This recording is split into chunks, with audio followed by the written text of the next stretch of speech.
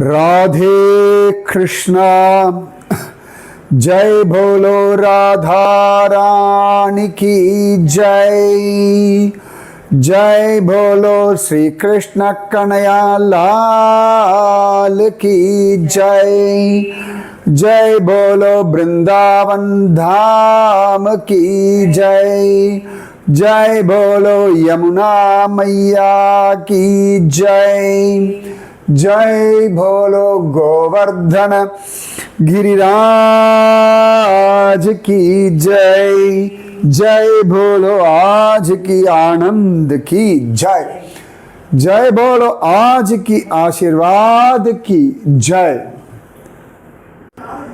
அழகான விரஜமண்டல பரிக்கிரமா, அதுவும் இன்னைக்கு ஜெயா ஏகாதசி, பீஷ்ம ஏகாதசி அப்படின்னு சொல்கிறோம். ஜெயா ஏகாதசின்னு பேர். பைமி ஏகாதசி அப்படின்னு சொல்கிறார்கள். ஜெயா ஏகாதசி, ஜெயம் தரும் ஏகாதசி. பவிஷ்யோத்தர புராணத்தில் பகவான் கிருஷ்ணன் யுதிஷ்டருக்கு இந்த ஏகாதசி மகாத்மியத்தை வர்ணிக்கிறான். முக்கியமாக பிசாசு ஜென்மாவிலிருந்து விடுதலை தரக்கூடிய ஒரு ஏகாதசி இந்த ஜெயா ஏகாதசி அப்படின்னு காண கிடைக்கிறது. சில இதில் இந்த பீஷ்மாஷ்டமியிலிருந்து அஷ்டமி, நவமி, தசமி, ஏகாதசி, துவாதசி இந்த 5 நாளும் சேர்த்து பீஷ்மருக்கு கொண்டாடுறதுன்னு ஒரு வழக்கம். பீஷ்ம அஷ்டமியிலேருந்து ஆரம்பித்து 5 நாள் கொண்டாடி அது நாளைக்கு துவாதசியோட பூர்த்தி பண்ணுறதுக்குன்னு ஒரு வழக்கம் உண்டு. பீஷ்மன் போல ஒரு பிள்ளை வேணும், பீஷ்மன் போல வைராக்கியம் வேணும், பீஷ்மர் போல கிருஷ்ண பக்தி வேணும்னு 5 நாள் அழகாக பூஜையெல்லாம் பண்ணுறவாள் உண்டு. அதே மாதிரி நேற்று இந்த கேள்வி கேட்டிருந்தேன். அதுக்கப்புறமா நம்ம கோகுலம் பரிக்கிரமா எத்தனை கிலோமீட்டர்னு 14 கிலோமீட்டர் கோகுலத்தினுடைய பரிக்கிரமா தூரம். சரியா? அத்தனை விசேஷம். இப்படி ஒவ்வொன்றா பார்த்துட்டு வரோம். நாம் நேற்று நம்ம அக்ரூர காட்டு, பத்தரோல் ஹரி இவர்கள் விஷயத்தெல்லாம் பார்த்தோம். அதில் அழகாக இந்த காளிய பத்னிகள் எப்படி கிருஷ்ணனை கொண்டாடினார்கள்.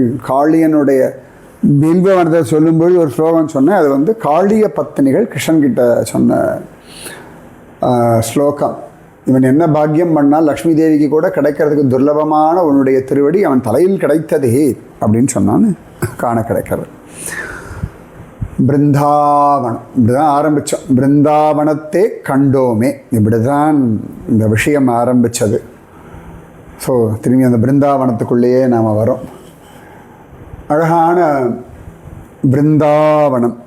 அந்த பிருந்தாவனத்தினுடைய மகாத்மியம் நிறைய புராணங்களில் சொல்லப்பட்டிருக்கு. அத்தனை அழகாக பாகவத மகாத்மியம் உண்டு. பாகவதம் வாசிக்கிறதுக்கு முன்னாடி ஒரு மகாத்மியம் வாசிப்பான். அது என்ன புராணம் கொஞ்சம் கண்டுபிடிங்க. பாகவத மகாத்மியம். அதில் ரொம்ப அழகாக பக்தி தேவி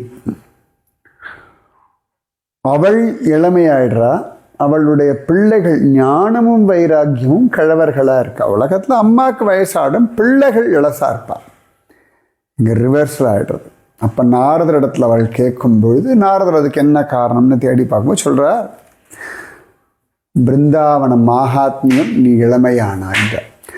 பிருந்தாவனஸ்ய சம்யோகாத் புனஸ்த்வம் தருணீ நவா தன்யம் பிருந்தாவனம் தேன பக்திர் நிருத்யதி யத்ர ச. ஹே தேவி, பிருந்தாவனம் வந்ததுனாலே, பிருந்தாவன மகாத்மியத்தினாலே நீ இன்னும் புதிய இளமையோட ஜம்மன ஆயிட்டாய். இந்த பிருந்தாவனம் அவ்வளோ வசதியான தாமம். இந்த இடத்துல பக்தி நிரந்தரமாக ஆட்சி பண்ணிட்டு இருக்கு. பக்தி எப்பொழுதும் இங்கே நர்த்தனம் ஆடிக்கொண்டிருக்குன்றார். இன்றைக்கும் பார்க்கலாம். பிருந்தாவனம் போனால் வச்சுக்கோங்களேன், எனக்கு நிஜமாக சொல்லணும், பிருந்தாவனம் எனக்கு போகிறது முக்கால்வாசி எல்லா கோவில்கள் லீலாஸ்தலங்கள்லாம் போகிறது. அங்கே இருக்க பக்தா யாரோ ரகசிய பக்தர்கள் இருப்பா.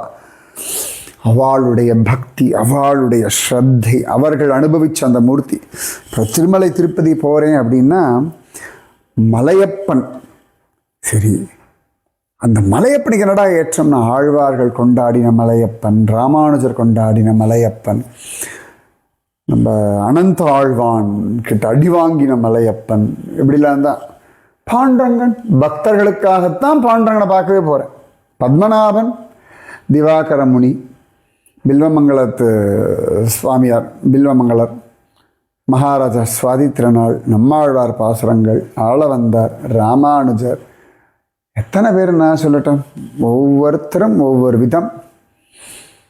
ஐயப்பிள்ளை ஆசான், ஐயம்பிள்ளை ஆசான், அத்தனை பேர், அத்தனை விசேஷமான பக்தர்கள் அடிப்படையாக கொண்டு தான் எனக்கு சுவாமியுடைய அர்ச்சாவதார மூர்த்தி மேலே ஈர்ப்பே. அதனால தான் திரும்ப திரும்ப பழைய கோவில் பழைய கோவில் பழைய கோவில்னா குருவாயூரப்பன், எல்லாரை விட பூந்தானம், குரூரம்மை, மஞ்சுளா, அதுக்கப்புறமா தான் பட்டதிரி. எனக்கு எல்லாருக்கும் பட்டதிரியை முதல்ல பிடிக்கும், எனக்கு முதல்ல பூந்தானம் தான். அது அப்படிதான்.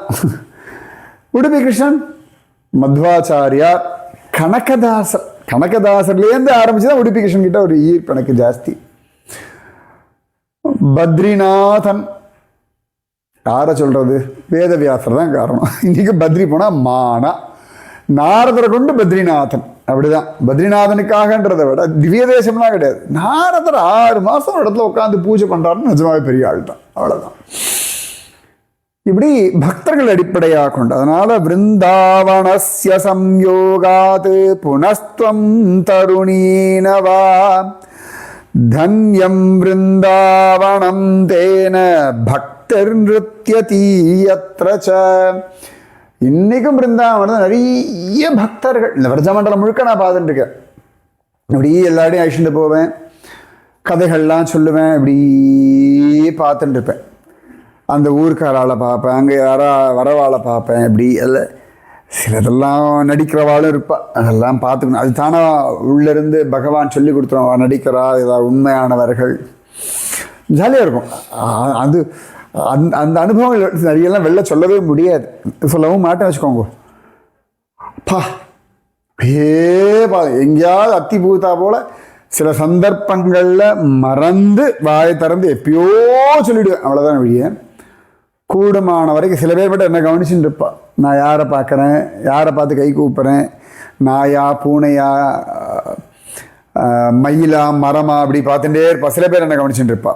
அவள் கேட்பா, சிரிச்சுட்டே இருப்பேன். பார்த்தல ரைட், நீ ஒரு கும்பிடு போட்டு சொல்லிட்டு போயிடுவேன். சில சமயத்தில் என்ன ஏன்னு சொல்ல மாட்டேன்.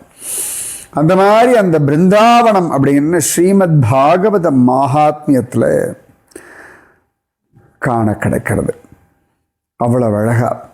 அதே மாதிரி ஆதி வராக புராணம் சொல்றது, விருந்தாவனே து கோவிந்தம் ஏ பஷ்யந்தி வசுந்தரே நதேயமபுரம் யாந்தி யாந்தி புண்ணியகிருதாம் கதிம்.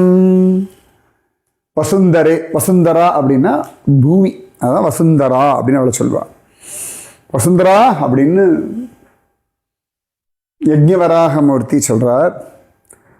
விருந்தாவனத்தில் யார் கோவிந்த அனுபவிக்கிறார், விருந்தாவனே து கோவிந்தம் ஏ பஷ்யந்தி, விருந்தாவனத்தில் அந்த கோவிந்தனை பார்ப்பவர்கள். விருந்தாவனத்தில் எல்லாமே கோவிந்தன் தான். நீங்கள் அங்கே பண்ணியை பார்த்தாலும் சரி, குரங்கை பார்த்தாலும் சரி, நாயை பார்த்தாலும் சரி, மனுஷாலை பார்த்தாலும் சரி, உங்களை திட்டவாளை பார்த்தாலும் சரி, உங்களுக்கு பிடிக்காதவாளை பார்த்தாலும் சரி, எல்லாமே அங்கே போயாச்சுன்னா அந்த கோவிந்த பித்து பிடிச்சி போயிடும். இந்த கோவிந்தன்ற ஒரு பூதம் வந்து இப்படி பிடிச்சிடும் எல்லாரையும். அப்படிப்பட்டவர்களுக்கு நதே யமபுரம் யாந்தி, அவர்களுக்கு யமலோகம் பார்க்குற பாக்கியம் இல்லை. நதே யமபுரம் யாந்தி யாந்தி புண்ணியகிருதாம் கதிம், அவர்களுக்கு சொர்க்கலோகம்லாம் கிடையாது, நேர வைகுண்டம் கோவிந்தன் தான் அப்படின்றார். ஸ்கந்த புராணம் சொல்றது, தஸ்மின் விருந்தாவனே புண்ணியம் கோவிந்தஸ்ய நிகேதனம் தஸ்மின் விருந்தாவனே புண்ணியம் கோவிந்தஸ்ய நிகேதனம், கோவிந்தனுடைய இருப்பிடம். நிகேதனம்னா இருப்பிடம். தத் சேவக சமாகீர்ணம் தத்ரைவ ஸ்தீயதே மயா புவி கோவிந்த வைகுண்டம் தஸ்மின் விருந்தாவனே நிருபம் யத்ர விருந்தாதயோ ப்ருத்யாः சந்தி கோவிந்த லாலசாம் விருந்தாவனே மகாசத்மம் யை திருஷ்டம் புருஷோத்தமைः கோவிந்தஸ்ய மஹீபால தே கிருதார்த்தாம் மஹீதலே. இந்த பிருந்தாவனம் அத்தனை விசேஷமானது. இது ஸ்வயம் கோவிந்த ரூபமுடையது. இந்த பிருந்தாவனத்தை அனுபவிக்கிறவர்கள் பரமபாக்யவான்கள். அழகா இங்கே பிருந்தாதேவி எல்லாம் பகவானுடைய கைங்கரியம் பண்ணி கொண்டிருக்கா. யார் பிருந்தாவனத்தை அடைகிறார்களோ அவர்களே வாழ்க்கையின் லட்சியத்தை, பிரயோஜனத்தை, பலனை அடைந்தவர்கள் அப்படின்னு சொல்கிறார். ஸோ அதனால் பிருந்தாவனம்ன்றது கோவிந்தனாலே பூமியில் வைக்கப்பட்ட வைகுண்டம். அவ்வளோதான், பூலோக வைகுண்டம். இதுதான் பிருந்தாவனம் அப்படின்னு சொல்லி இந்த புராணங்கள்லாம் சொல்றது. வனம் பிருந்தாவனம் நாம பசவ்யம் நவகானனம் கோபகோபி கவாம் சேவ்யம் புண்ணியாத்ரி திருணவீருதம். ஸ்ரீமத் பாகவதத்தில் ரொம்ப அழகா உபநந்தன் அவர் சொல்கிறார், இந்த மகாவனத்தில் நிறைய மாற்றி மாற்றி மாற்றி மாற்றி பிரச்சனை வர்றது கோகுலத்தில். அதுவும் இந்த மருத மரங்கள் முறிஞ்ச உடனே வாழ்க்கைலாம் ஒன்றும் மன சரிபட்டு வரல. மழை கிடையாது, வெள்ளம் கிடையாது, பெரிய சூறாவளி காற்று கிடையாது, பட்டுப்போன மரங்களும் கிடையாது, பலகீனமான பப்பாளி மரம் மாதிரியும் கிடையாது. நல்ல பெரிய மருத மரங்கள், நல்ல ஸ்ட்ராங், நல்ல ஒசரம், நல்ல ஜம்முன்னு இருக்கணும். இந்த ஆழ்வார் திருநகரி போகிற ரூட், திருநெல்வேலியிலேருந்து திருச்செந்தூர் போகிற பாதையில் தாமிரபரணி ஆத்தங்கரையில், அப்புறம் அம்பா சமுத்திரத்தில், இங்கெல்லாம் நிறைய நான் மருத மரங்கள் பார்த்துருக்கேன். நான் நிறைய பார்த்தது அங்கே தான். என்ன பெருசாக வளரும், ஏறுறதே கஷ்டம். மருத மரங்கள் சாதாரணமாக இல்லை. ஏன்னா அடிமரத்துலேருந்து கிளைகளையாக இருந்தால் ஒவ்வொரு கிளையாக ஏறிடலாம். இது அடிமரத்துலேருந்து ஒரு 10 அடி 15 அடிக்கு மேலே தான் கிளையே ஆரம்பிக்கும். நல்ல தடியாக இருக்கும். ஒரு 3 பேர் சேர்ந்து கட்டி பிடிக்கிற அளவுக்குலாம் இருக்கும் மருத மரங்கள். அப்படிப்பட்ட மருத மரங்கள் எப்படி முறிஞ்சு விழுந்தது? வேரோட எப்படி சாயும்? வாய்ப்பே கிடையாது. ஏற்கனவே பூதனா வந்தான், சகடாசுரன் வந்தான், திருணாவர்தன் வந்தான், மாற்றி மாற்றி அதான் நடந்துகிட்டே இருக்கு. அதை தாண்டி இப்போ எதுவும் நடந்தாச்சு வாழலாம் பார்த்தா. அப்போ உபநந்தன் சொல்ல, நந்தகோபருடைய சகோதரர், போயிடலாம், இங்கே ரொம்ப ஜாஸ்தியாக போயிடுது, நம்ம பிருந்தாவனம் போயிடலாம். அதுதான் சட்டிகரான்னு பேர். அதுக்கப்புறம் தான் இங்கேருந்து தான் அவர்கள் நந்தகாவம் போகிறார். ஃபஸ்ட்டு அவர் முதல்ல இங்கேருந்து கிளம்பிடுவோம் அப்படின்றார்.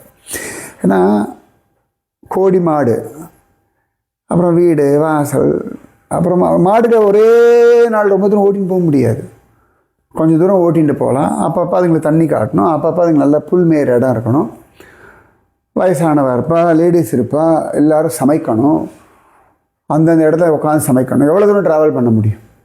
இப்போ நம்மலாம் இன்றைக்கி ட்ராவல் பண்ணுறோம் அப்படின்னா, அங்கே போனால் சமையல் இருக்கும், அங்கே போனால் சாப்பாடு இருக்கும், அங்கே போனால் வாங்கிக்கலாம், இப்படி பல விஷயங்கள் நமக்கு இருக்குது. இதெல்லாம் இல்லாமல் இன்றைக்கி சமைச்சு சாப்பிட்டுட்டு போகிறவா உண்டு. இந்த வார்க்கரிக்காரன் 15 கிலோமீட்டர் வந்து நடப்பாள். அதில் அவளே ஒரு இடத்துல உட்காந்து சமைப்பாள். இப்போ நிறைய பேர் சமைச்சு தர. ஆனாலும் எல்லாருக்கும்லாம் அந்த சமையலுக்கு ஆளெலாம் கிடைக்க மாட்டான். அவளே அந்த பாக்கரி தட்டுவா, அவளே எல்லாம் காய்கறி நறுக்குவா. நான் அது ஹிமாலயாஸில் உத்தராகண்டில் பார்த்துருக்கேன். நிறைய பேர் இந்த ராஜஸ்தான்கார வாழலாம், ஒரு பெரிய பஸ் எடுத்துப்பாள். சொஃபிஸ்டிகேட்டட்லாம் பார்க்க மாட்டாள், ஹோட்டல் ரூம்லாம் எடுக்கவே மாட்டாள். பஸ்லேயே உட்காந்து தூங்கிப்பா, பஸ்லேயே போவாள். காத்தால ஏதாவது ஒரு நதிக்கரை ஓரத்தை நிறுத்துவாங்க, கங்கை ஓரத்தில் அழகாக ஒருத்தர் வண்டி நிப்பாட்டுவான், எல்லாம் இறங்குவா, கட கட கடன்னு போய் லேடிஸ் எல்லாம் குளிப்பா, ஜென்ட்ஸ் எல்லாம் போய் குளிப்பா, அதுக்குள்ளே சாமானெல்லாம் இறக்குவா, இந்த கங்கை கரை ஓரத்தில் விறகெல்லாம் போடுவா, இல்லாட்டி இப்போல்லாம் கேஸ் சிலிண்டர்லாம் கொண்டு வரா, ஒரு கட கட கடன் ஒரு கூட்டம் காய் நறுக்கும், அதுக்குள்ளே ஒரு கூட்டம் துணி துவைக்கும், பஸ்ஸை சுற்றி எல்லா பக்கம் பஸ்ஸை சுற்றி துணியெல்லாம் உணர்த்துவா, கட கட கட கடன் சமையல் பண்ணுவா. அந்த வாசமே நல்லா இருக்கும். நிஜமாவே அந்த ஹிமாலயாஸ்க்கு அதுக்கும் அந்த வாசனமே அவளை காய்கறி ஹிமாலயாஸ் அங்கங்கே வாங்கிப்பா. நிறைய மகாராஷ்டிராக்காரனப்பா அங்கே உட்காந்து ஜாலியாக சப்பாத்தி, அவளுக்கு இந்த பாக்ரி அதெல்லாம் தானே ராஜஸ்தான்காரா நல்லா சமையல் பண்ணுவாள். அதுக்கு ஒரு 1-2 மணி நேரம் ஆகும். எல்லாம் பண்ணி சாப்பிட்டுட்டு திருப்பி எல்லாம் எடுத்து உள்ளே வச்சுட்டும் அதுக்குள்ளே அந்த பாத்திரம் எல்லாம் தேய்ச்சி அலம்பி ரெடி பண்ணி உள்ளே வச்சுட்டு துணியெல்லாம் அப்படியே வெளியில் அப்படி தொங்க விட்டு பஸ் எல்லாம் பார்த்தா அது நடமாடும் ஒரு துணி லாண்ட்ரி மாதிரி போகும், அப்படியே போகும். அதிலேயே உட்காந்து தூங்கிண்டு அப்புறம் எங்கேயாவது திருப்பி எங்கேயாவது இடத்துல நிறுத்துவா, சாய் குடிப்பா, அப்புறம் எங்கேயாவது பாத்ரூமுக்கு நிறுத்துவா. அப்படி போகிறவாள்லாம் ரொம்ப தூரம் ட்ராவல் பண்ண முடியாது. அவள் நிறைய செலவும் பண்ண மாட்டான். அவளுக்கு பஸ்ஸுக்கு செலவு, அந்த செலவெல்லாம் ரொம்ப குறைவாக இருக்குது. எங்கேயும் ஹோட்டல் ரூம் எடுத்து தங்கவே மாட்டாள். ராத்திரி ஆச்சா வயசானவா லேடிஸ் எல்லாம் அந்த பஸ்ஸுக்குள்ளே படுத்துப்பா. சில பேர்லாம் எங்கேயாவது ஒரு ஓடத்தில் வெளியே கடையெல்லாம் மூடிருப்பாள், அங்கே வாசலில் படுத்துப்பா. அப்படி போவாள். அவளுக்கு குளிர் தாங்கும். ராஜஸ்தான்கார ஆளுக்கெல்லாம் பழக்கம் உண்டு. அவளுக்கு இப்போ நம்ம ஊர்லெல்லாம் ரோட்லெல்லாம் திண்ணையில் படுத்துப்பாள், கிராமங்களில் அந்த மாதிரி அவளை அந்த குளிரில் அவளை ஒன்றும் பாதிக்கல. சவுத்துலேருந்து போகிறவாளுக்கு தான் பிரச்சனை. ஜாலியாக இருக்கும். நிஜமா அப்படி ஒரு அலத்திலே இருக்காது. டைம் போகலாம்ல, அது சாலிடாக 2 மணி நேரம் 3 மணி நேரம். அதுக்கப்புறம் அப்படியே கிளம்புவா. அதுன்னு 8 மணி 10 மணிக்கு அப்படியே ஆரம்பிப்பா வச்சுக்கோங்களேன். எங்கேயாவது வண்டி நிப்பாட்டுவா, டிரைவர் எவ்வளோ முடியுமா ஆயிடுச்சு வந்துட்டு கரெக்டாக அங்கே பஸ் நிறுத்த முடியுமோ நல்ல ஒரு கரை இருக்கிற மாதிரி இடமா பார்த்துட்டு இவாளெலாம் சாதாரணமாக போய் குளிச்சுட்டு வர மாதிரி பார்த்துட்டு நிறுத்துவான். 8 மணிக்கு தான் எல்லாம் 8-9 மணிக்கு தான் பல்லெல்லாம் தேய்ச்சி அதுக்கப்புறம் தான் குளியில் போட்டு அப்படியே கையோடு துணியை துவைச்சி பியூட்டிஃபுல் அப்படி விளையாட்டு யாத்திரை போடும். அதுக்கு எத்தனை பேர் வருவான்னு தெரியாது. என் கூட அந்த குளிரும் தாங்கணும், அந்த கங்கையில் குளிக்கணும். கங்கையில் பார்த்து ஆஹான்னு ஃபோட்டோ எடுக்கிறது வேறு, குளிக்கிறது வேறு. அதனால் அந்த உபநந்தர் சொல்கிறார், நம்ம கிளம்பலான்னு போது சொல்கிறார், வனம் விருந்தாவனம் நாம பசவ்யம் நவகானனம். வனம் விருந்தாவனம் நாம, ஒரு வனம் இருக்குது விருந்தாவனம்னு பேர், புதுசாக இருக்குது. நவகானனம் நல்லா ஃபஸ்ட் கிளாஸாக பசுக்களுக்கெல்லாம் நல்ல புல்லெல்லாம் கிடைக்கும். கோபி கவாம் சேவியம். கோபர்களுக்கு பிடிக்கும், கோபிகளுக்கு பிடிக்கும், மாடுகளுக்கு பிடிக்கும், எல்லாருக்கும் பிடிக்கும் இல்லை. சில லேடிஸ்க்கு பிடிக்கும், ஜென்ஸுக்கு பிடிக்காது. ஜென்ஸுக்கு பிடிக்கும், லேடிஸ் பிடிக்காது. கன்வீனியன்ஸ் இருக்காது. இவாளுக்கு சில இடங்கள் ஒத்து வரும், அவளுக்கு சில இடங்கள் ஒத்து வராது. குழந்தைகளுக்கு பிடிக்கணும், சமைக்கிறது ரெடியாக இருக்கணும், மாடுகள் புல்லு மேயணும். மாடுகள் வச்சு அதான் மானு கத்தி, எங்களுக்கு தண்ணி பக்கத்தில் தண்ணி இருக்கணும், மாட்டுக்கு புல்லுணும். அப்போ அதுங்கெல்லாம் புல்லு மேயும், தண்ணி இருந்தால் தண்ணி குடிச்சிக்கும். இவாளெல்லாம் போய் குளிச்சிக்கலாம், பாத்திரம் அலம்பிக்கலாம், துணி துவைச்சிக்கலாம், சமைச்சிக்கலாம், சாப்பிட்டுக்கலாம். குழந்தைகள்லாம் தண்ணியில் விளையாடலாம். பக்கம் நல்ல விஸ்தாரமான இடம் தான், குழந்தைகள் பாட்டுக்கு விளையாடலாம். யாராவது 2-3 பேர் வயசான கட்டில் உட்காந்து பார்த்துக்கலாம். நிறைய இருக்க. வனம் விருந்தாவனம் நாம பசவ்யம் நவகானனம் கோபி கவாம் சேவியம் புண்யாத்ரி திருணவீருதம். ஃபஸ்ட் கிளாஸா ரமணீயமயமா புண்யாத்ரி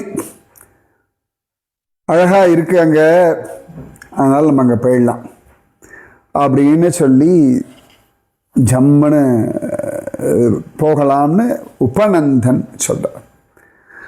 அத்தனை சிரேஷ்டம் இந்த பிருந்தாவனம். நிஜமாவே இன்றைக்கி எல்லாம் காங்க்ரீட் ஜங்கிள் தான்.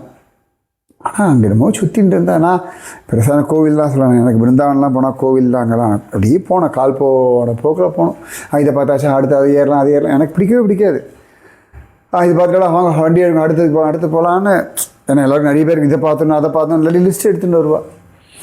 என்னை விட்டால் காளிய காட்டில் போய் உட்காந்துட்டு அதுலேயே ஒரு 4 மணி நேரம் உட்காந்துருவேன். இப்படி காலாரம். அதனால தான் சில சமயங்கள் நான் பிருந்தாவனம் போகும்பொழுது முன்னெல்லாம் விடிய கிளம்ப யாருக்கும் சொல்லாமல் ரெடி ஆகிட்டு 6 மணிக்கு கிளம்பி இப்படி நடந்து போயிடுவேன். ஒருத்தருக்கும் சொல்ல மாட்டேன். எல்லாம் 7:30 மணிக்கு ரெடியாக இருக்குன்னு சொல்லிட்டு நான் 5:30 மணிக்கு எழுந்து குளிச்சு ரெடி ஆகிட்டு போயிட்டு வந்து குளிப்பேன். 7:30 மணிக்குன்னா எனக்கு 7 மணிக்கு வந்து கடற்கரை ரெடியானா போதும். மற்ற வாழ் தானே. நான் சொல்ல நீங்கள் 5 மணிக்கு 4 மணிக்கு எழுந்து பறிக்கமாக போனோம் போய்க்கோங்க, 7:30 மணிக்கு ரெடியாக இருக்கணும், அவ்வளோதான். நான் வரணும்னு எதிர்பார்க்காதீங்க அப்படின்ட்டு. சில சமயங்களில் சேர்ந்து போகலான்னுவோம். Depends upon. சில பேருக்கு டைம் ஒத்து வராது, சில பேர் எழுந்துக்க மாட்டா, குளிர் நிறைய இருக்குது. சுகம் அப்படி காலார நடக்கணும், நம்மளும் நடப்போம். மீதி விஷயம் நாளைக்கு. ராதே கிருஷ்ணா. ராதே கிருஷ்ணா கிருஷ்ணா ராதே, ராதே கிருஷ்ணா கிருஷ்ணா ராதே, ராதே கிருஷ்ணா கிருஷ்ணா ராதே, ராதே கிருஷ்ணா கிருஷ்ணா ராதே. जय बोलो राधा रानी की जय, जय बोलो श्री कृष्ण कन्हैया लाल की जय, जय बोलो वृंदावन धाम की जय, जय बोलो यमुना मैया की जय, जय बोलो गोवर्धन गिरिराज की जय, जय बोलो आज की आनंद की जय, जय बोलो आज की आशीर्वाद की जय. राधे कृष्णा. जय बोलो वृंदावन धाम की जय. राधे कृष्णा.